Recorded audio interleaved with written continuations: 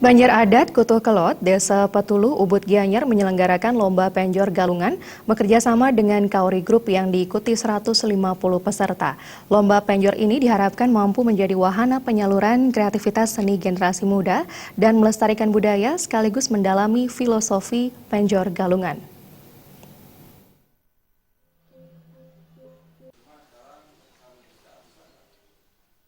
Menurut Direktur Kauri Group Winnie Kauri, generasi muda harus mengetahui makna dari pemasangan penjor sebagai lambang naga basuki, tatsaka, dan antaboga yang menjaga siklus air di bumi.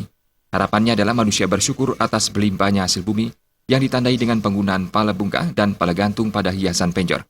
Kauri menambahkan, lomba penjor ini juga wujud kepedulian Kauri Group terhadap lingkungan sekitar.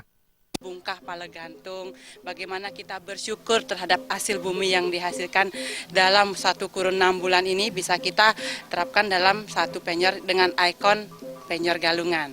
Nah, di sini kita bekerja sama dengan Desa Pekraman Banjar Kutu Kelot, di mana kita bersinergi dengan penduduk setempat. Kebetulan Kauri Group home base-nya ada di Ubud. Kita ingin juga memberikan satu dampak yang positif terhadap lingkungan sekitarnya, bahwa kita bukan hanya perusahaan yang profit oriented, tetapi memang kita ingin peduli terhadap masyarakat di sekitar kita, khususnya generasi muda.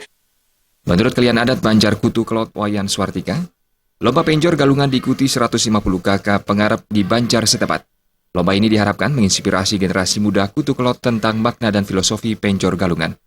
Wayan Swartika berharap lomba penjor dilaksanakan secara berkelanjutan karena memiliki nilai edukasi dan pelestarian budaya. Atas segala dukungan dan support dari Kauri, Dupa Kauri, beserta tim, tujuan utamanya memang untuk melestarikan. Ya, jadi penjor cuma ada di Bali, tidak ada di tempat lain, tidak ada di dunia lain. Nah, itu makanya kami masyarakat Desa Pekraman beserta dengan Kauri, jadi menggelar lomba penjor ini secara periodik, terutama untuk anak-anak muda, jadi untuk meningkatkan kreativitasnya mereka. Terkait kriteria penilaian dalam lomba penjor galungan ini, juri Gusti Ketut Dalam mengatakan semua peserta tidak menggunakan bahan plastik. Kriteria penilaian lainnya adalah kelengkapan penjor, termasuk pala bungkah dan pala gantung, sebagai wujud hasil bumi, bentuk sangga penjor, hiasan, keserasian hiasan, dan komposisi penjor. Keserasian, kerapian, dan keindahan. Yang dimaksudkan ke istilah Bali sering orang menyebut bah bangun, agar adung atau pangus serasi indah antara besar bangunannya dengan hiasan yang ada pada masing-masing penjor tersebut. Komposisinya, bentuk hiasannya mungkin dibagi 3, sepertiganya adalah untuk hiasan itu yang paling di bawah, dan itu 2/3-nya itu adalah hiasan untuk yang melambung ke angkasa.